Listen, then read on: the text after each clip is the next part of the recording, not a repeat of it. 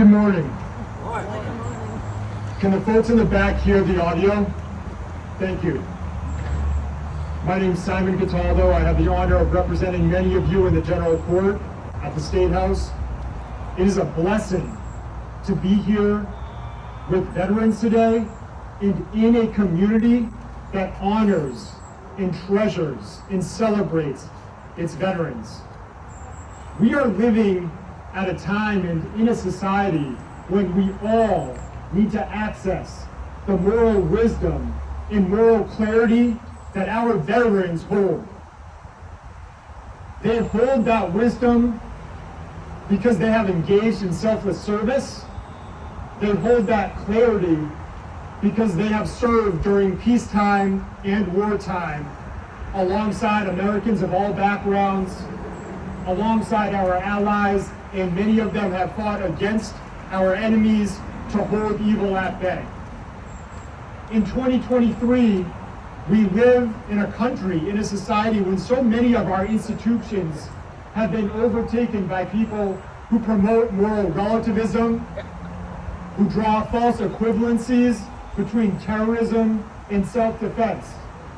We see people protesting on the street in solidarity with terrorism. And I look at you, I see all of you, and in particular, I note that today, as they are every year, the members of the Chelmsford High School football team are here. You can clap for them too. And not just them, but so many young people are here too, children and teenagers. And I'm so glad that you're here to honor our veterans. And I'd like to speak just for a moment directly to you. Because we're in Chelmsford, the statistics show that all of you, pretty much all of you, will graduate high school in the coming years, or maybe this spring. And after that, some of you will enter the workforce to support yourselves and your families, which is a dignified path. A few of you will have the honor of putting on a uniform and working with the United States military. Many of you, perhaps most of you, because we're in Chelmsford, will go on to college.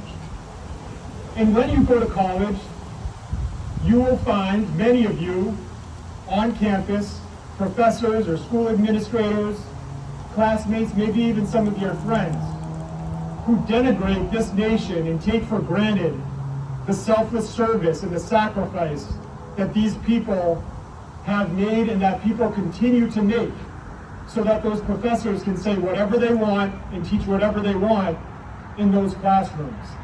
And so that your classmates can say whatever they want without fear of retribution from the United States government, which is how it should be. But when they do that, remember that you are here, surrounded by people and living in a community that honors its veterans, that honors the sacrifices and the service that they make, so that we can enjoy American freedoms and liberty like no other nation on this planet.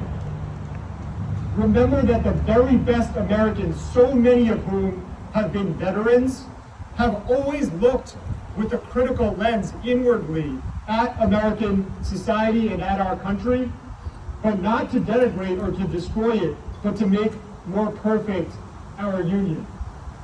When I learned that I had the honor of being here and addressing you today, I very excitedly told a dear friend who lives in Texas, who was a member of the 82nd Airborne Division, who served abroad, and then after September 11th was deployed to Afghanistan as a sniper.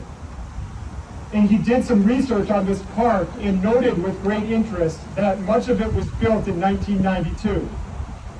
And it occurred to him that no one who was doing that work, no one who wore a uniform at that time, could have ever known that just 9 years later, the attacks by terrorists of September 11th would occur.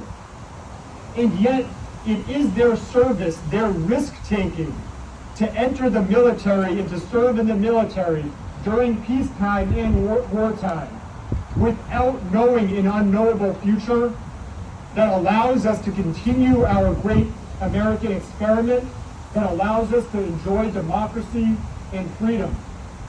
So to the veterans who are here, we thank you, we treasure you, we respect you, we honor you.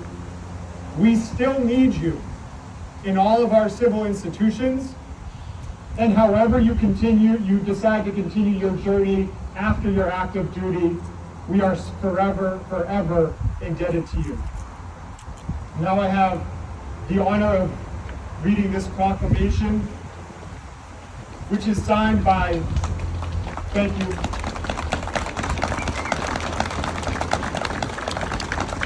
which is signed by Governor Maura Healey, Lieutenant Governor Kim Driscoll, Secretary of State William Francis Gallivan.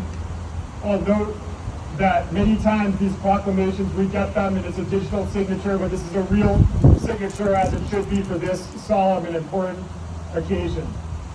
Whereas since the Commonwealth's earliest days, thousands of men and women have served our country in defense of freedom and liberty.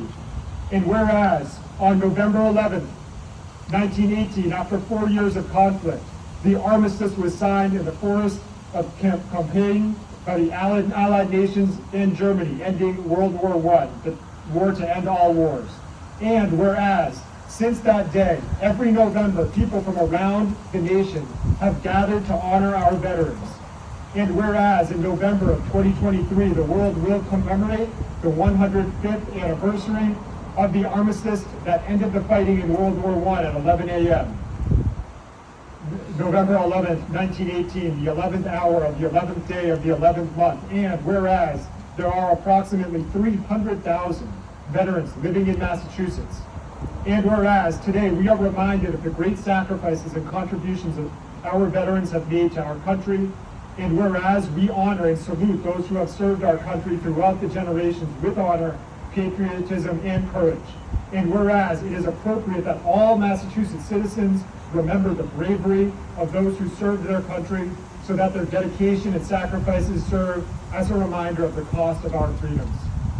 Now therefore, I, Maura T. Healey, Governor of the Commonwealth of Massachusetts, do hereby proclaim November 11th, 2023 to be Veterans Day, and urge all residents of the Commonwealth to take cognizance of this event and participate fittingly in its observance. Thank you, and thank you.